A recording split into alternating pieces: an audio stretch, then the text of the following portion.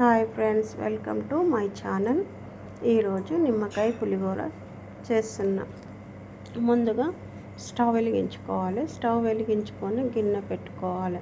గిన్నె పెట్టుకున్న తర్వాత అందులోకి 2-3 స్పూన్లు నూనె వేసుకున్న తర్వాత నూనె అనేది వేడెక్కేదాకా ఉంచి వేడెక్కిన తర్వాత అందులో కొద్దిగా జీలకర్ర, ఆవాలు వేసుకోవాలి. వేసుకొని అవి కొద్దిగా చిటపటలాడిన తర్వాత అందులో కొన్ని పల్లీలు, కొంచెం నానబెట్టిన శనగపప్పు, ఎండుమిరపకాయలు, ఒక 5-6 ఎండుమిరపకాయలు, కొద్దిగా కరివేపాకు వేసుకొని వేయించుకోవాలి.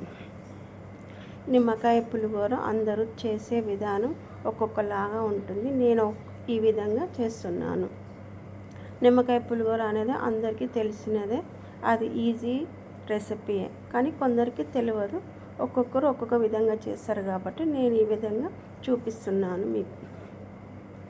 నిమ్మకాయ పులిహోర కొందరు ఎట్లా చేస్తారంటే పులుసు పులిహోర కాకుండా నిమ్మకాయ పులిహోర శనగపప్పు, పల్లీల్లోకి నిమ్మకాయ పిండుతారు. అట్లా పిండకుండా అన్నంలోకి ఉప్పు, నిమ్మకాయ పిండి పక్కన పెట్టుకోవాలి. అట్లయితే అన్నానికి ఉప్పు, నిమ్మకాయ పులుపు మంచిగా పట్టుకుంటుంది. అదే పోసులోకి నిమ్మకాయ పిండినామనుకో చేదు అనేది వస్తుంది. నేను ఆ విధంగా కాకుండా ఈ విధంగా చేస్తున్నాను. పల్లీలు, శనగపప్పు అన్నీ వేగిపోయినాయి. వేగిన తర్వాత మనము కొద్దిగా పసుపు వేసుకోవాలి. పసుపు వేసుకున్న తర్వాత కొద్దిగా మరొకసారి కలుపుకోవాలి. కలుపుకున్న తర్వాత కొద్దిగా ఇంగువ అనేది వేసుకోవాలి. ఇంగువ అంటే కొందరు వేస్తారు, కొందరు వేయరు. నేనైతే కొద్దిగా ఇంగువ వేస్తాను, ఎందుకంటే టేస్ట్ బాగుంటుందని కొద్దిగా ఇంగువ వేస్తాను. ఇంగువ వేసుకొని కలుపుకోవాలి. కలుపుకున్న తర్వాత మనం ముందుగా నేను చెప్పినట్టు నిమ్మకాయ ఉప్పు అన్నంకి పెట్టి పక్కన పెట్టుకున్నా కదా, అది ఈ పోసులోకి వేసేసుకోవాలి. ఇది వేడి అన్నంలోకైనా సేమ్ ఇదే ప్రాసెస్. రాత్రి అన్నం మిగిలిపోయిన దానికి ఇదే ప్రాసెస్ చేసుకోవచ్చు. పోసులోకి అన్నం మొత్తము వేసేసుకొని కలుపుకోవాలి.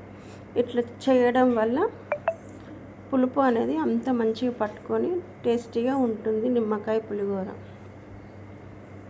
ఒకసారి కలుపుకోవాలి. కొద్దిగా కలిపిన తర్వాత నేను కొద్దిగా జీలకర్ర పొడి, కొద్దిగా నువ్వు పొడి వేసుకుంటా. ఎందుకంటే కొంచెం టేస్ట్ కోసం.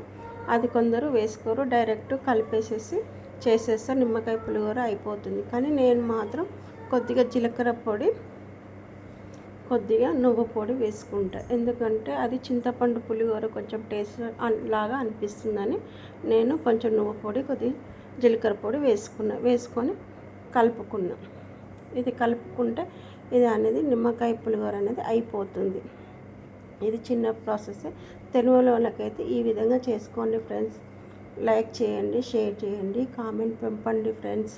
చూస్తున్నారు కానీ సబ్స్క్రైబ్ మాత్రం చేసుకుంటలేరు. సబ్స్క్రైబ్ చేసుకోండి, నన్ను సపోర్ట్ చేయండి. ఒకసారి ట్రై చేసి చూడండి ఇంట్లో.